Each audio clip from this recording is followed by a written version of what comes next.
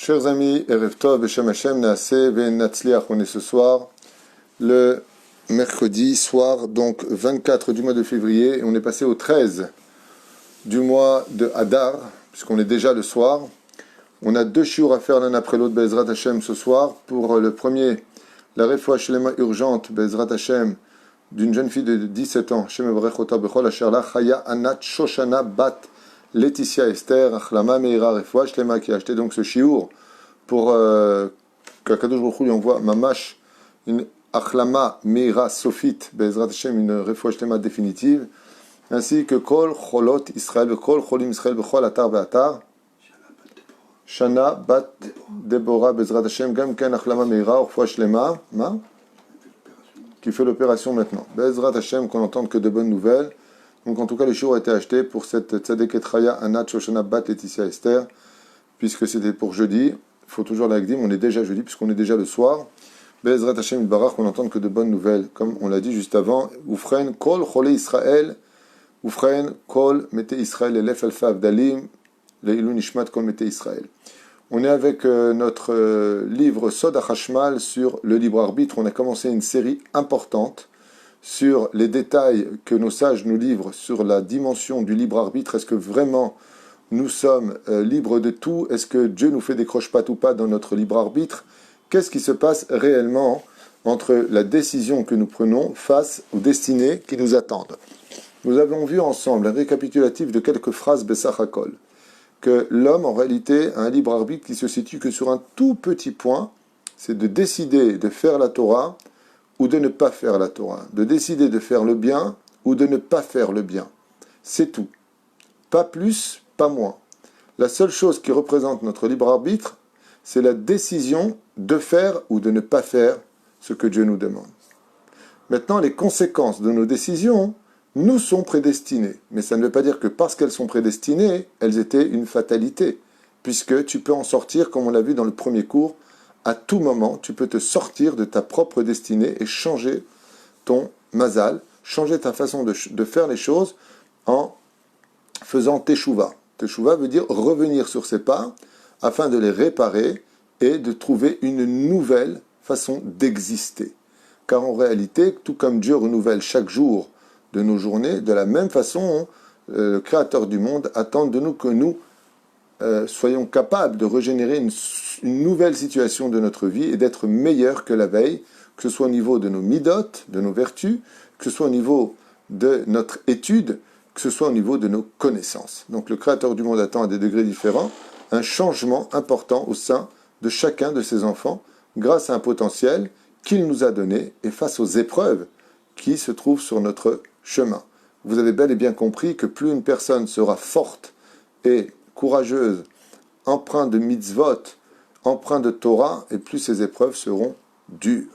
Donc ne vous étonnez jamais de voir les gens dans la Torah souffrir. Ce n'est pas quelque chose de nouveau. Le premier religieux connu de l'histoire qui a été fidèle à Dieu, c'était Abraham. Et il n'y a pas d'Abraham sans les 10 épreuves d'Abraham. Donc quand on est dans la Torah, on est mis à l'épreuve. Et on va découvrir pourquoi dans cette première étude, ce soir, de ce que l'on appelle le libre arbitre. Donc on continue là où on s'était arrêté la dernière fois. Nous avions expliqué que des fois Dieu il a besoin que tu ailles quelque part de précis. Pourquoi? Eh bien parce que là-bas se trouve un tikkun qui t'attend. D'accord? Ça peut être par exemple une personne qui est en France, elle fait sa en Israël, et puis après 3 ans, il y a un truc qu'il ne fait pas. Dans certains cas, il y en a qui disent, comme c'est marqué dans la Torah, Vataki aretz et yoshvea, la terre d'Israël t'a vomi. Pourquoi elle t'a vomi? Parce que dans l'ancienne réincarnation, tu as dit du mal d'Israël et la terre, elle t'en veut parce qu'elle se rappelle de ton âme, tout ce que tu veux. On ne rentre pas dans les détails profonds de certaines des explications qui sont données. Et donc la terre va te vomir parce que tu as fait des choses qui n'étaient pas forcément ce qu'il fallait faire. Ou peut-être que tu as fait du Lachon Hara en France et que 20 ans plus tard, je fais ta alia. La terre d'Israël a entendu ce que tu as dit sur elle. Et tu retournes en France, malheureusement. Si malgré tout cela, tu retournes en France, c'est parce que tu as encore un tikkun à finir en France. Il n'y a jamais de punition sans un intérêt pour toi-même et pour Dieu. Pour toi-même et pour Dieu. Comme c'est marqué pour Moshe Rabbeinu. Pourquoi est-ce que Moshe a été enterré au Har Nevo? Pourquoi? Parce que juste en face du Har Nevo se trouvait la montagne de Baal Peor. Et chaque fois que cette clipa extrêmement violente de Baal Peor, cette idolâtrie d'une puissance énergétique qui était capable de changer un homme bien en un homme animal, dans ses pulsions animales, eh bien, Moshe est en face pour atténuer, dit le Zohar HaKadosh. Nos sages nous disent que Moshe était enterré là-bas, il ne devait pas rentrer en Israël parce qu'il devait régler les comptes que seul lui pouvait régler avec les forces du mal. Et la reine, même si Moshe devait rester parce qu'il était puni, parce qu'il ne pouvait pas rentrer en Israël, c'est la Géoula, le peuple n'était pas capable, le Beth Amikdash aurait été construit, mais il n'aurait pas pu être détruit parce que c'est Moshe qui l'avait fait. Des milliers d'explications, voire des millions d'explications. Aval, qu'est-ce qu'on en retient? On en retient que Moshe Rabbeinu, en réalité, pour Dieu, il avait un intérêt. Lequel? Quels étaient les deux intérêts que Moshe ne rentre pas en Israël et que Dieu a fait un petit croche-patte avec l'histoire du rocher, comme on l'expliquait dans l'ancien Shiur? C'est que si Moshe n'était pas resté dans le désert avec tout le peuple d'Israël que lui-même a sorti du pays d'Égypte, eh bien, les enfants d'Israël n'auraient pas eu de résurrection des morts et ne seraient pas rentrés en Israël. Mais quand Akadosh Baruch Hu va aller chercher Moshe pour la résurrection des morts, quand Akadosh Baruch Hu va ramener Moshe en Eretz Israël pour libérer les enfants d'Israël, Moshe va lui dire moi, je suis resté avec ce peuple qui est dans le désert, duquel Rabbi Akiva a dit En lahem helek laolam haba, ils n'ont pas de part au monde futur. Et moi, tu veux que je rentre et que je les laisse? Un capitaine n'abandonne jamais son bateau avec ses matelots dedans.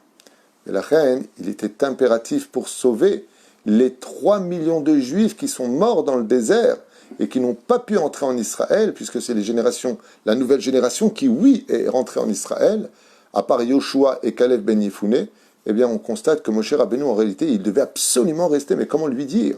Alors on lui dit, oui, mais on ne peut pas dire à quelqu'un une injustice. Pourquoi? Reste. Et pourquoi moi je reste? C'est pas juste. Oui, mais t'as fauté. Donc c'est juste. Donc des fois, on a besoin de la faute pour justifier les besoins de Dieu. Alors quoi? Donc Dieu fait des croche-pattes. Alors la faute qu'on a eue en fin de compte, ouais, elle ne devait pas y être sur le dos de Moshe, puisque c'est Dieu qui lui a fait un croche-patte. Réponse, malgré tout, il avait le libre arbitre pour ne pas fauter. C'est qu'Akadosh lui a peut-être demandé dans un moment où il savait que Moshe allait trébucher. Et c'est exactement ce que fait Hachem. D'un côté, il avait besoin que Moshe reste pour Baal Peor, atténuer cette terrible clipa, cette écorce qui polluait l'atmosphère et qui rendait des gens normaux presque animaux.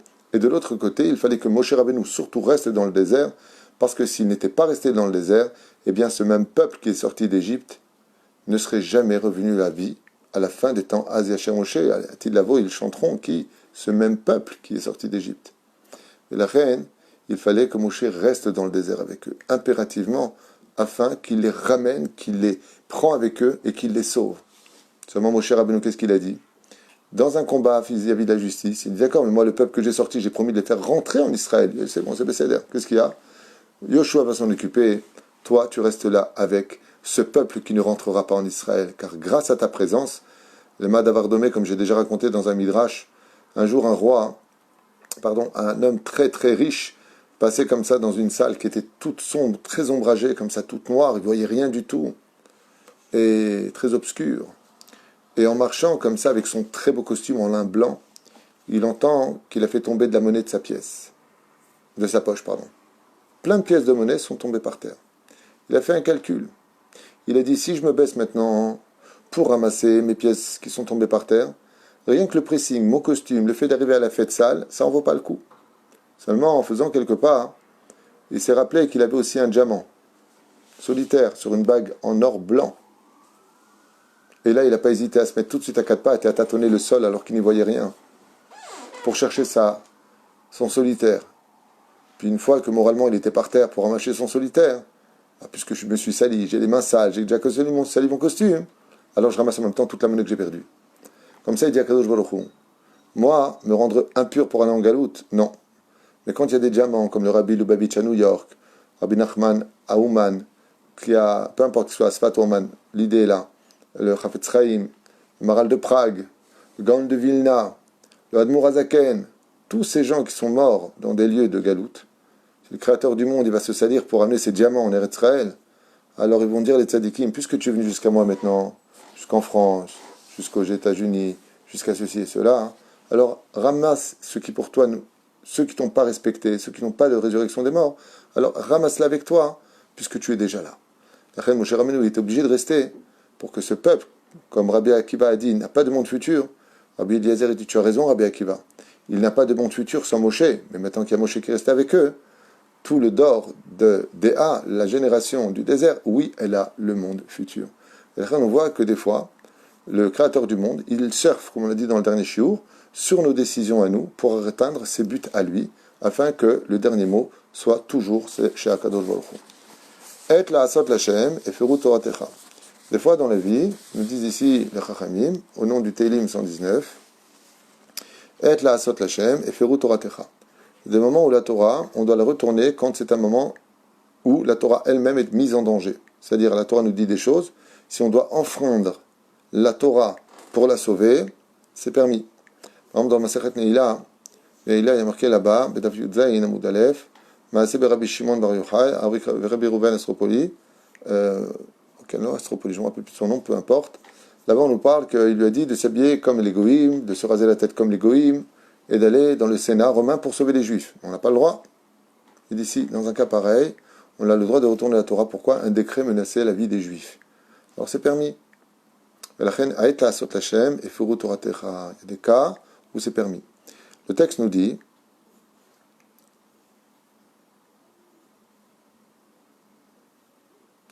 juste avant. Donc Dieu nous demande de choisir la vie, de prendre toujours les bonnes décisions. Et là, chaque jour, donc on a vu ça ensemble. Dieu, il sait toujours qu'est-ce qu'on va choisir à l'avance. Donc il prépare les terrains à l'avance pour nous.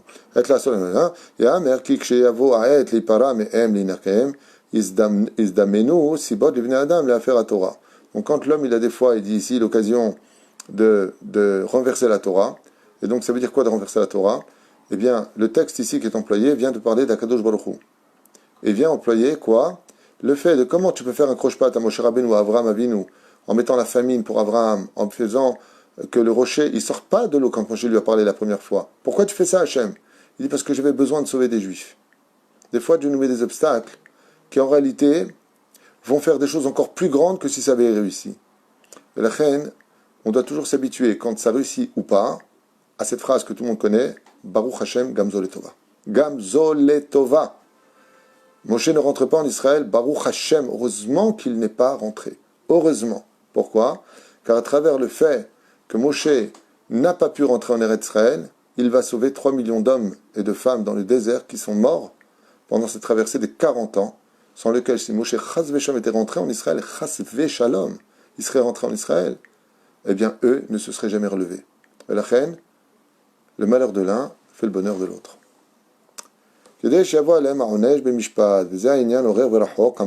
Donc il dit ici, notre Soda Hashmal Ayakar, le sujet est d'une profondeur extrêmement profonde. Donc il veut dire par là que ce que vous êtes en train d'entendre, c'est que l'écorce du fruit et non pas le fruit lui-même, encore moins le noyau.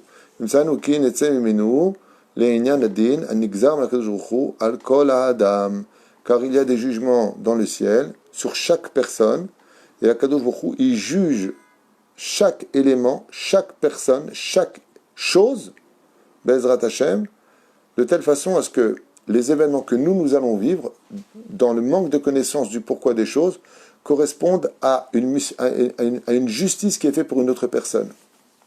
En d'autres termes, Akadosh Baruch Hu se sert aussi de nous pour engendrer sa justice sur terre, comme on l'a déjà expliqué. De l'autre côté, si nous, on a été utilisés par Dieu pour faire justice à une autre personne, c'est parce que nous aussi, on a fauté. Le Ben Ishraï, comme je vous l'ai expliqué la dernière fois à propos des korbanot, nous dit que quand un juif fautait et qu'il apportait un korban hatat au Beth Amikdash, par exemple, il avait fait une faute qui exigeait un agneau. Eh bien, il amène l'agneau maintenant, le Kohen le regarde et il lui dit, tu sais ce qu'on aurait dû te faire, on va le faire à l'agneau. Ouais, mais on a dit que c'était pas juste. On avait vu ensemble la dernière fois que le Ben Ishraï dit que si l'agneau il meurt à cause de sa faute à lui, c'est parce que dans l'agneau est réincarnée une âme. Ouais, même si Rabbi Haïgaon il n'est pas d'accord avec cette explication, tous les autres sont d'accord. Eh bien, il dit, c'est qu'en lui, il y a aussi une âme qui a fauté. En d'autres termes, personne ne subit d'épreuve. Souvent on pose la question, vous savez, est-ce que je suis face à une épreuve ou une punition? La réponse est que quand il y a l'épreuve, il y a automatiquement la punition. Automatiquement. Automatiquement. Celui qui vit une épreuve, c'est que quelque part, il a mérité. Comme je vous l'ai dit, il a marqué dans le livre Kavayachar, la 10e épreuve d'Avraham Avinu, alav shalom, la 10e épreuve. Le Zohar, il nous dit, hey, tu sais pourquoi Dieu lui a dit de prendre son fils? Parce qu'il a fauté à Abraham. Pourquoi? Il a dit, hey, si Ishmael y vivait, puis il n'a pas invité les pauvres le jour de la Brit Mila de son fils. Donc, à son niveau à lui, c'est considéré comme une faute grave. Tu n'as pas invité les pauvres le jour de la Brit Mila de ton fils. Donc, il n'y a pas en réalité de mise à l'épreuve s'il n'y a pas derrière cette épreuve qui nous fait grandir un compte malgré tout à régler. Et pourquoi? Vous allez comprendre tout de suite. Parce que si on est face à une épreuve et que vraiment on n'a pas fauté derrière, chose que je ne connais pas dans l'étude, peut-être que ça existe, j'ai pas tout, je ne connais pas tout, eh bien on serait en droit de refuser cette épreuve, en disant à Dieu, pour l'instant je ne suis pas encore prêt. Le Mahad Avardomé, à quoi ça ressemble? Un jour, dans une très grande ville, il y avait, Baruch Hashem, un maire qui savait diriger sa ville avec une perfection absolue. À tel point que c'était une ville, il n'y avait pas de voleurs, il n'y avait pas d'assassinats, il n'y avait pas de violeurs, il y avait tous des tzadikim. Le roi, un jour, le roi, il décide d'aller visiter ses royaumes. Et on prévient le gouverneur de la ville, donc le maire de la ville, que le roi va venir visiter sa ville. Maintenant, lui, qu'est-ce qu'il fait? Il dit, oulala, mais il va vouloir visiter tout ce qui touche à l'administration, les prisons. On a une prison ici, mais il n'y a pas un seul prisonnier, puisque il n'y a pas de voleur, il n'y a pas d'assassin, il n'y a pas de menteur, il n'y a pas d'arnaqueur. Alors on a dit, bon, ce que je vais faire, je vais aller voir une personne là-bas, dans le chouk, je vais lui proposer 2000 shekels pour qu'il joue les prisonniers une journée. Comme ça, au moins, si le roi il visite la prison, ben, il voit qu'il y a au moins quelqu'un dedans. Quoi. C'est pas possible. Et donc, ils vont voir une personne comme ça, ils viennent le voir comme ça, il lui dit, voilà, ça t'intéresse de jouer les prisonniers? Il dit, combien tu payes? Il lui a dit 2000 shekels. Fais un contrat, 2000 shekels. Seulement, le roi, au lieu de venir directement dans la ville, il fait un détour par une autre ville. Maintenant, celui qui est dedans, il dit, oh, il m'avait dit une journée, il dit, on te double, demain tu prends 4000. Il dit, d'accord. Et voilà que le lendemain, le roi, il tarde encore à venir. Alors on dit, on te double. Il dit, non, ni tu me doubles, même pour $1 million, $1 million, je ne veux pas rester 2 jours de plus dans la prison. Je ne veux pas rester dans cette prison. Je résilie le contrat. Et pourquoi tu ne peux pas? Il dit, non. On avait dit un jour. C'est maintenant vous qui changez le programme. Donc vous avez trahi le contrat. Le contrat est résilié. Je ne veux pas de votre argent. Et Nigmar c'est pour. Et voilà que cet homme-là sort de prison. Et Mina Shemaim, dans le chouk, il y a une bagarre qui explose. Et la personne prend des meubles, il les jette sur l'autre. Une crise de folie. La police arrive et il l'arrête. Le maire, il dit, mais jetez-le en prison. Et voilà que quand il jette en prison, le lendemain, il dit, ah non, moi, ça ne m'intéresse pas d'être en prison. Moi aussi, je veux sortir. Il dit, d'où tu vas sortir? Toi, d'où tu veux sortir? Il dit, mais vous plaisantez ou quoi? Mon cousin, vous lui avez proposé de l'argent pour rester dans la prison. Quand il n'a pas voulu, il a voulu sortir. Moi, je veux pareil. Alors le maire, il lui dit, espèce d'imbécile. Ton cousin, il n'a rien fait de mal. Ouais. On lui a proposé quelque chose, une épreuve. Il ne veut pas de cette épreuve, donc il en sort quand il veut. Parce qu'il ne la méritait pas. Il ne méritait pas d'être en prison. Mais toi, non seulement tu ne seras pas payé, mais c'est toi qui vas payer, c'est toi qui vas faire la prison. Parce que tu as cassé des dents à une personne. Comme ça, il dit à Kadosh Baruch Hu. Une différence entre celui qui est mis à l'épreuve, celui qui mérite une punition. Mais en général, on peut avoir une punition qui n'est pas empreinte d'une épreuve, même s'il y a un goût toujours d'épreuve dans la punition, mais en général, aucune épreuve nous est donnée si on ne la mérite pas. Pourquoi? Parce qu'Akadosh Baruch Hu, il est tellement justice que jamais il va mettre une personne à l'épreuve s'il ne répare pas aussi quelque chose. Vous savez à quoi ça ressemble? Une personne qui a un problème à une dent. Il va chez le dentiste, ouais, et il lui arrange toutes ses dents, il lui fait des dents de folie, toutes blanches, bien alignées à la totale. Mais il lui a guéri une carie qui aurait pu être dramatique. Alors il dit, d'un côté, t'as vu, il m'a fait les dents. Il dit, non, je t'ai surtout soigné la dent ici. Parce que pour faire le blanchiment des dents, ça coûte pas très cher. Mais par contre, pour soigner un shoresh, c'est-à-dire la racine de ta dent, ça coûte beaucoup. Et la reine, dans toutes les épreuves, on a des punitions. Et la reine, même si Abraham, il a eu un croche-patte, même si, comment il s'appelle, Moshe Rabbeinu, il a eu un croche-patte, même si Yehuda, le fils de Yaakov, qui descend vers Tamar et qui la prend pour une prostituée, Dieu lui a annulé un peu son libre arbitre pour qu'il aille vers elle. On parle du chef du Sanhédrin, d'un tzaddik yesod olam. On parle d'un très très grand tzaddik. Ouais. Comment se fait-il que Dieu ne l'a pas protégé? Arrête, vous savez qu'une personne qui s'occupe des autres, en het ba'al yado, il ne faute pas. Il dit oui, mais Yehuda, hein, ouais, il était mis à l'épreuve. Laquelle? L'histoire de Tamar allait l'emmener à devenir le roi de ses frères. Étant donné que il a reconnu sa faute en disant Tzadka mimeni, quand elle lui a dit que l'homme qui m'a mis enceinte, Tamar, pour ceux qui savent ce qui est marqué dans la Torah, il dit l'homme qui m'a mis enceinte, qui reconnaît ces trois éléments. Et lui, il s'est levé et dit c'est moi. Le fait qu'il a été très humble à ce moment-là, ouais, il a acheté son droit, grâce à cette épreuve, à devenir le roi du peuple d'Israël jusqu'à la fin des temps. La tribu de Yehuda, d'où viendra le Mashiach, David Ameler, tous les grands de la Torah viennent de la tribu de Yehuda, tous les rois, qui Karon. Alors qu'est-ce qu'il a fauté? Pourquoi il a fait ça? Le Zohar, il dit, Dieu lui a annulé son libre arbitre. D'accord, donc c'est une épreuve. Il dit, oui, mais de l'autre côté, il venait vendre son frère. Vayered Yehuda Me'ahav. Il est descendu de ses frères. Pourquoi? Parce qu'il n'a pas eu pitié des cris de son frère. Tu voulais te débarrasser de lui, il y avait mieux à faire, dit Rabbi Meir Balanes. Il fallait prier pour lui. Il fallait prier pour qu'il fasse tchouva. Et toi, qu'est-ce que tu as fait? Tu n'as pas eu de problème de le vendre. Comme tu l'as vendu, Dieu t'a vendu ton âme à la faute. Toi aussi, tu as fauté. Ce qui fait qu'il n'y a pas d'épreuve sans punition. Baruch Adonai l'olam amen.